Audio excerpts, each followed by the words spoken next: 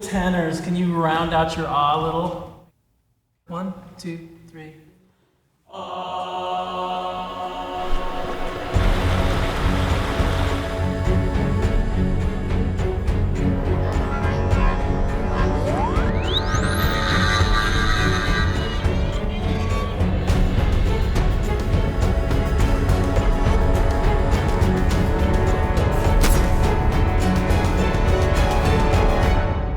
Leave him wondering how the hell you did it.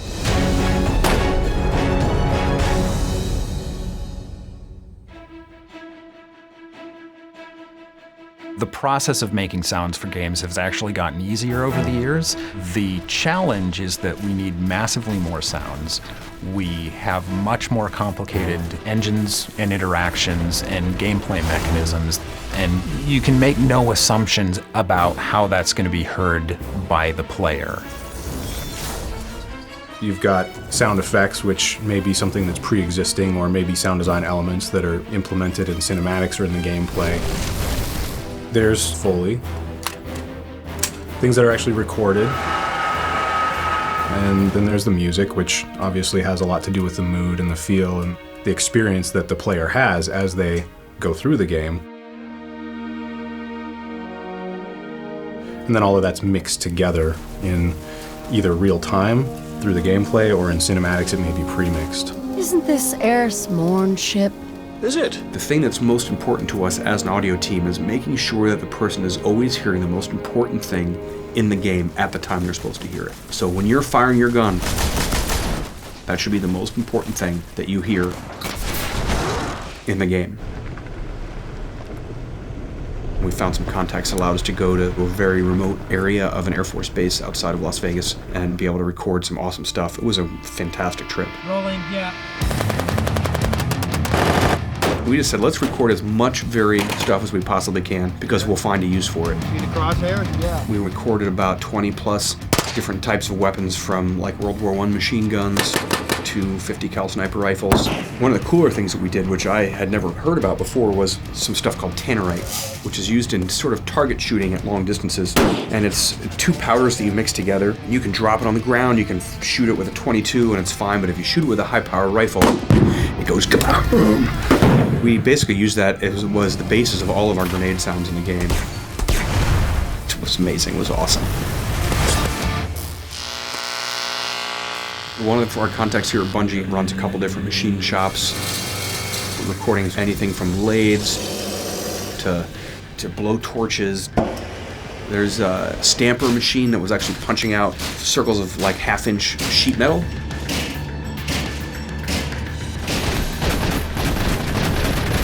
That actually turned into the Vex footsteps. Anything we could find, we just like basically going to a place that had lots of machinery and saying like, make that go, and we'd record it.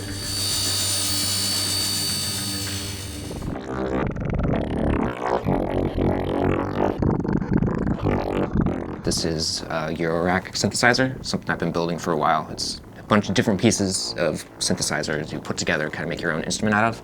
A lot of people use it for music, but this is just for sound design. So I'm playing water sounds out of the laptop. It goes through the system, and I'm going to record it here in Pro Tools. This is the water sound without the effects. And this is it with the start of the effects, the beginning of the effects. That's kind of a good sound. It's not quite Vexy enough for me yet, but of course it can get a lot crazier. I'm increasing the modulation amount that's coming from this thing. It's fun to kind of get out of the box once in a while and get some sort of tactile control going on.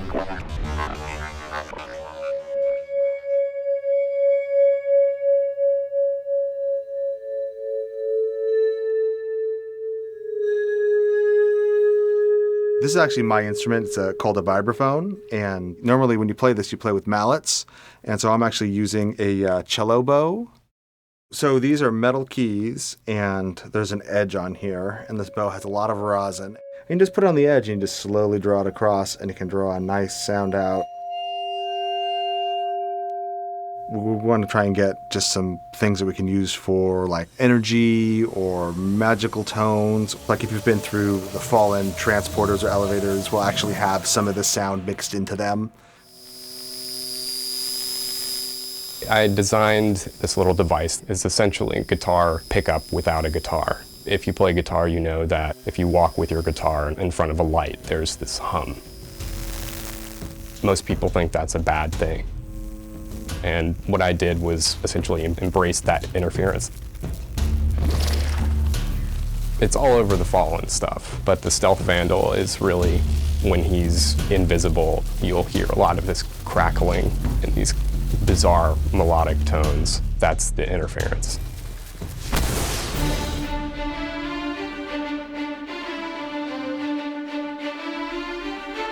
Heart of the Black Garden. Damn! Wish I could have seen it. In Destiny, I am playing the role of Cade. What have you got?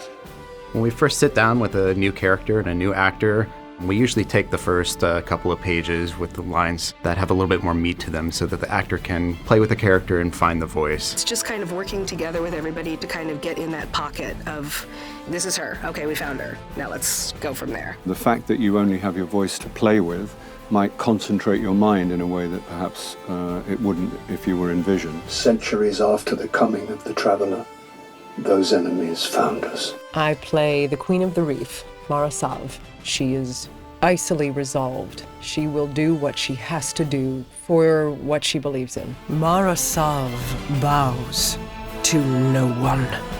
We are Elixir. The kind of gravel and some of the odd little ornaments that I added into it, I want to go for something that has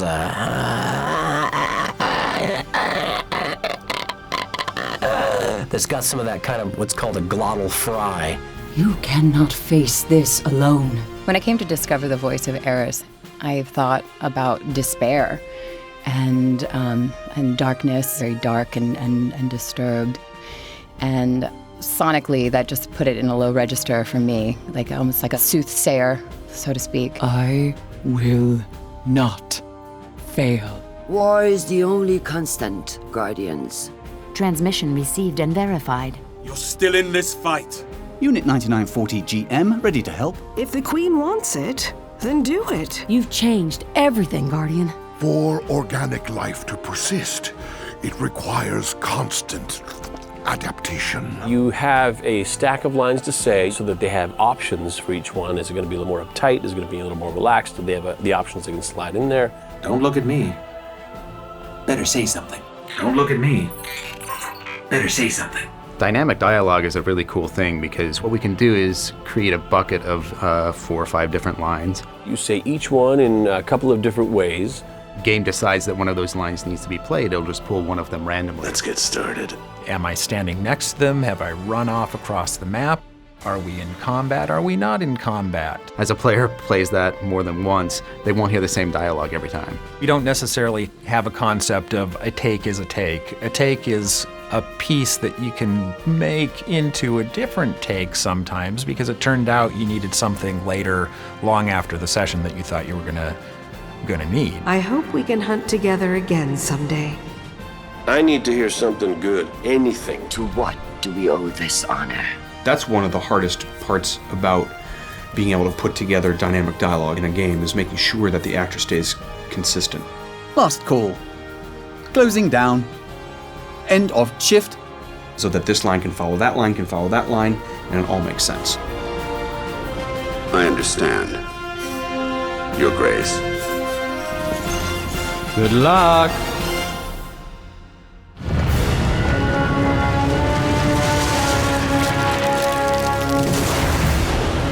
So what you're seeing here is the audio engine in action. We can see what sounds are playing when with this little text readout here on the screen.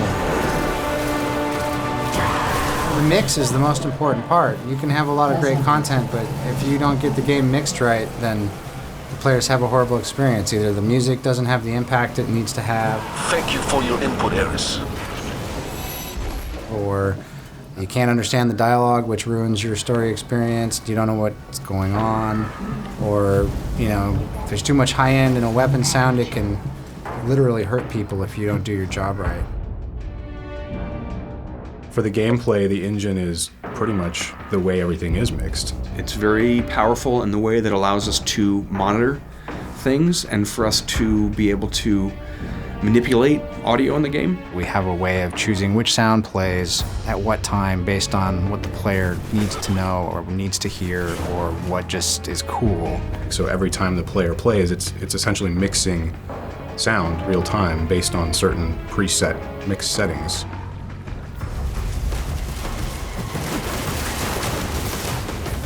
What we see right here is basically all the emitters I'm playing in the world. They kind of vary in color. It's telling me the state that they're in. Some of them that are gray, for example, I've totally turned off because they're too far away or not important enough. The yellow is something that is active that we've turned off because there's so many other projectile sounds. You know, you only need to hear about 2 or 3 of this to get an idea of what's going on. What results is all the blue sounds. These are all the sounds providing a layer that's interesting to what is currently going on the screen.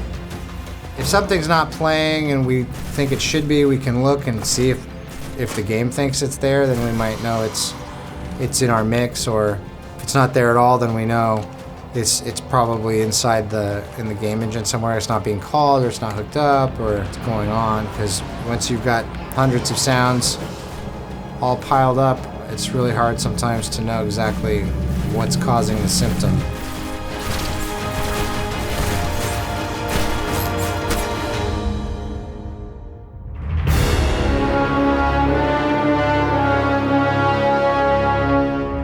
Destiny has such a sweeping story. The music that's tragic, it's epic, and it continues to evolve over time. With the first Destiny, we were maybe a little more on a grand scale, whereas on Taken King, we went a little more personal and dark.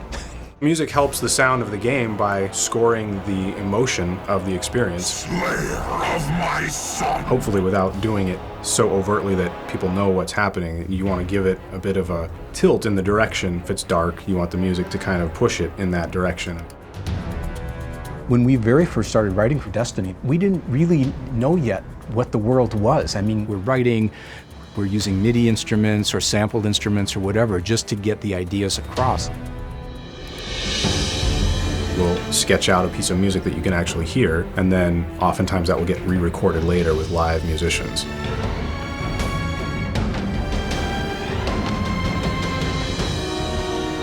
There's a very sort of exciting live feel to it that you just can't replicate in MIDI. My goal, obviously, is to make the best music that we can and help it really complement the gameplay and the stories that are implemented and really make it, sound and feel right.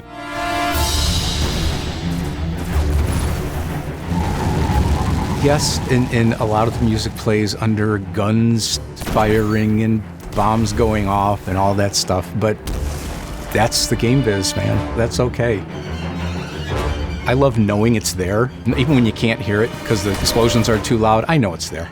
I know it's there, and it makes me happy.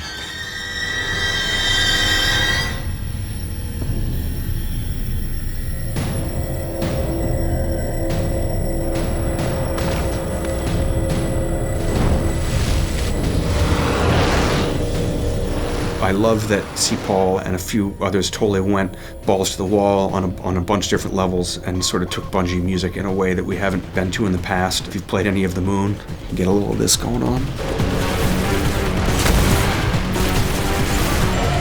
It's like Marilyn Manson meets EDM is how I saw a fan that played the beta describe it. Yeah, that works for me. It meets Marilyn Manson. I call him C. Paul Resner at the moment. Don't tell him I said that.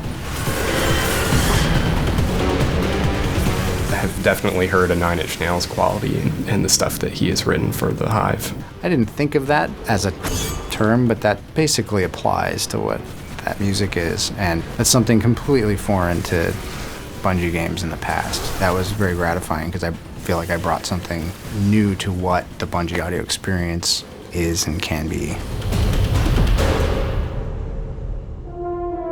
A lot of times when you're building something, it's not until you're done that you realize what you were trying to build in the first place.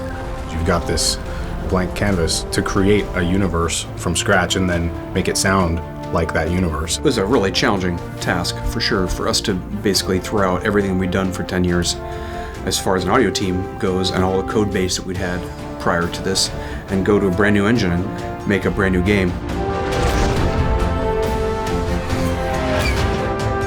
Bungie's gotten so much bigger, but Bungie still maintains the philosophy of iteration until it's right. There's a system there to build on, and there's a lot of depth to that.